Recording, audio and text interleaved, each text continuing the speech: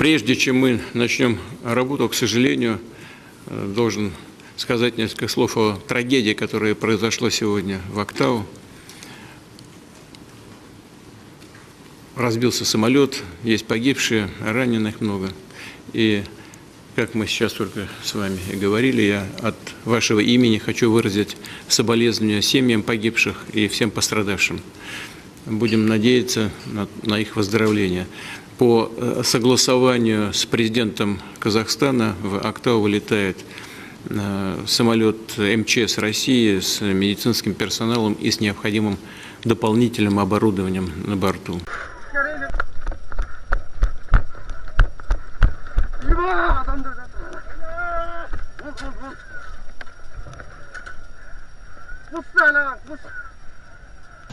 Adam kaldı mı? Kazanç gelir mi? Allah.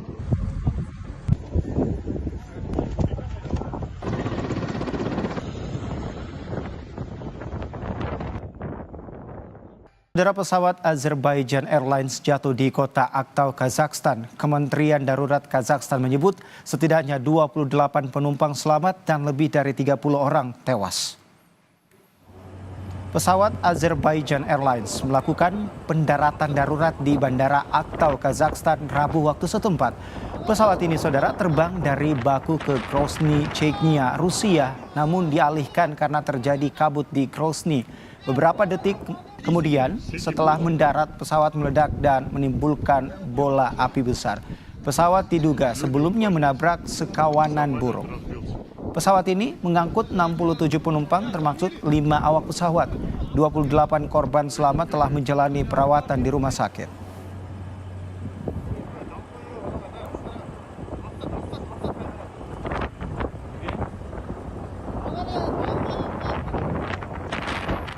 Saudara, tahun baru berarti presiden baru untuk Amerika Serikat. Sejumlah negara bagian dan kota bersiap bila presiden terpilih Amerika Serikat, Donald Trump, melaksanakan janjinya melakukan deportasi massal imigran tak bersurat alias imigran gelap. Termaksud diantaranya dari kota New York. Berikut laporan selengkapnya oleh jurnalis VOA Randy Wicaksana.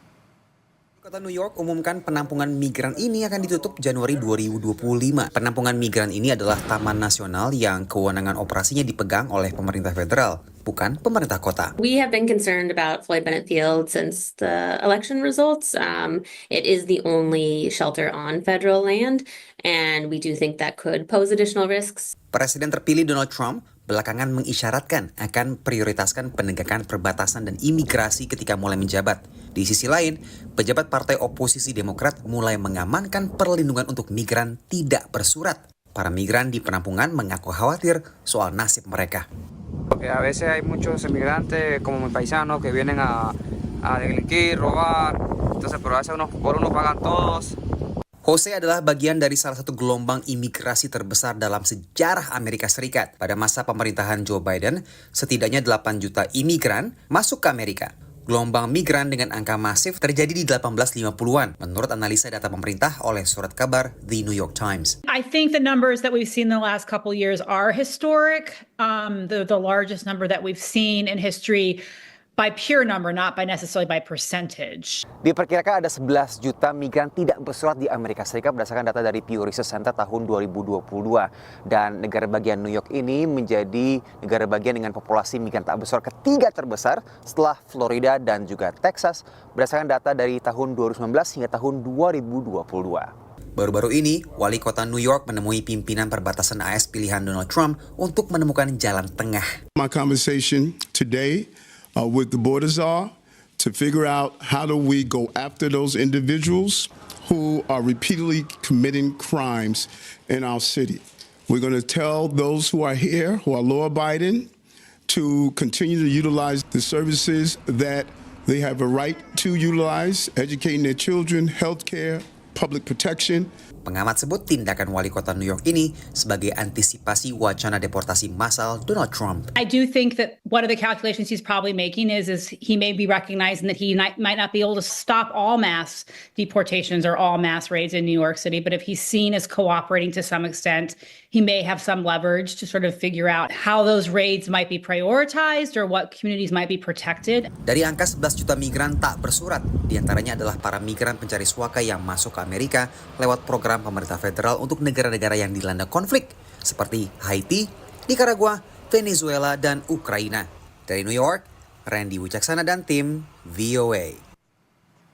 Saudara, di bawah pemerintahan periode kedua Donald Trump, bantuan luar negeri dari Amerika Serikat bisa mengalami perombakan.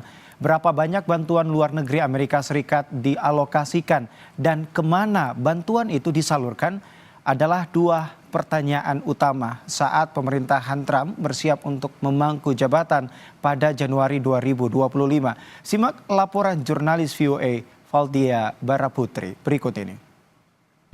Bantuan medis untuk India, bantuan pangan untuk Gaza. Amerika Serikat menyumbang lebih banyak bantuan asing daripada negara manapun di dunia.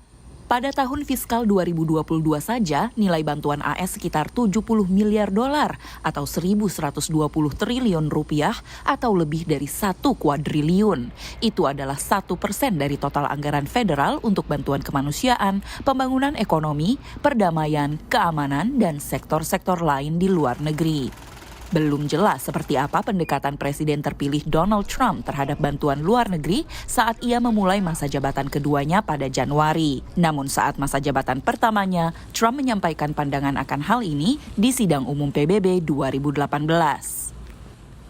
We will examine what is working, what is not working, and whether the countries who receive our dollars and our protection also have our interests at heart. Moving forward, we are only going to give foreign aid to those who respect us and, frankly, are our friends. Sebagai presiden, Trump memang memangkas sejumlah bantuan asing, namun Kongres sering menolak usulannya. He made some significant reductions in any amount of money going towards climate change. He made some other changes like the Palestinian aid. But a lot of the normal aid policy of the United States continued relatively unchanged. Trump membatasi bantuan dana AS terhadap pendidikan dan layanan aborsi pada masa jabatan pertamanya, seperti yang dilakukan pemerintahan sebelumnya di bawah Partai Republik, dan ia diperkirakan akan melakukannya lagi. Under the Biden administration, there have been ways that abortion providers have received funding for things like abortion education. Under the first Trump administration, we did not allow funding to go to NGOs that were promoting abortions. Pilihan Trump untuk Menteri Luar Negeri Marco Rubio mengatakan kepada Kongres pada bulan Februari bahwa apa yang terjadi di seluruh dunia memang penting dan bahwa AS harus peduli. Namun menurut pandangannya, kebijakan America First atau utamakan Amerika dari Trump harus diprioritaskan.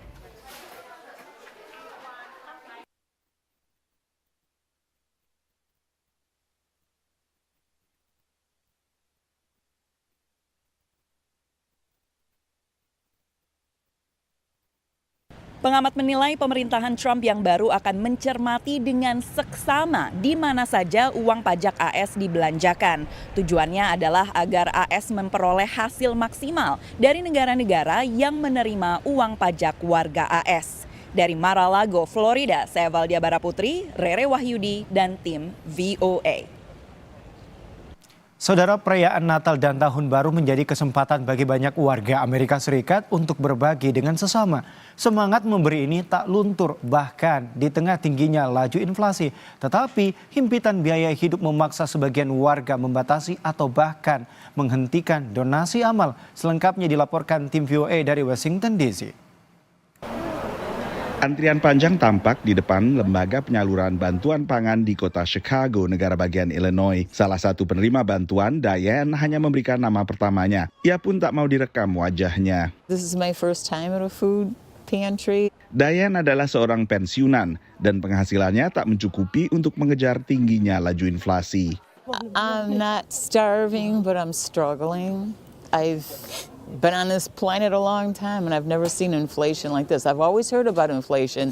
I've never felt it like I do now. Meski inflasi belakangan mulai terkendali, pengelola lembaga amal mencermati semakin banyaknya warga yang menggantungkan kebutuhan sehari-hari mereka kepada lembaga amal, bahkan mereka yang memiliki pekerjaan. The increase in need has been exceedingly heartbreaking to see so many of our neighbors, especially with inflation and other reasons, having to use our services. But on the other hand, it's been gratifying that thus far we've been able to keep up with the need.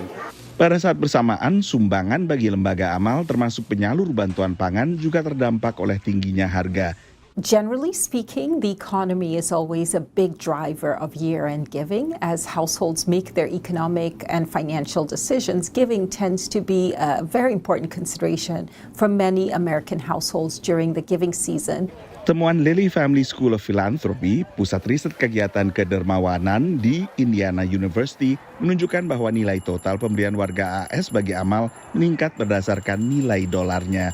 Tapi bila mempertimbangkan faktor inflasi, jumlah bantuan justru turun tipis. Their giving has grown, but it hasn't necessarily kept pace with rising prices. That was certainly the case in 2023. But if we take the bigger picture, households give when they feel financially and economically secure, and the performance of the stock market, financial markets over the past few years has certainly been a very strong positive factor for many households.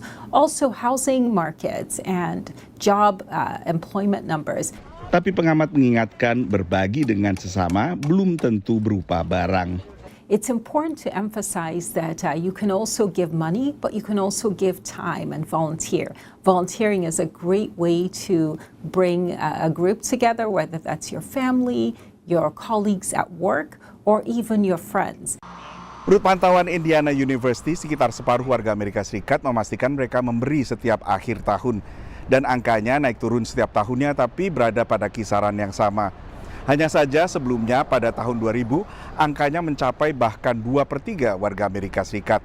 Dari Washington DC, saya Nova Purwadi dan tim VOA. Informasi selanjutnya, saudara, ratusan orang berkumpul di Misah Natal tengah malam di Bethlehem, Palestina. Pemimpin Gereja Katolik di Yerusalem, Kardinal Pier Battista Pizzaballa hadir memimpin Misah Natal. Suasana Natal di Bethlehem, wilayah tepi barat Palestina berubah, saudara, sejak serangan Israel di Palestina. Bethlehem menandai malam Natal yang suram di bawah bayang-bayang perang di Gaza. Sebelumnya, saudara, Paus Fransiskus telah mengkritik tindakan Israel di Gaza. Hal ini setelah pada hari Sabtu lalu, utusan Paus Fransiskus tidak dapat masuk karena pengeboman Israel.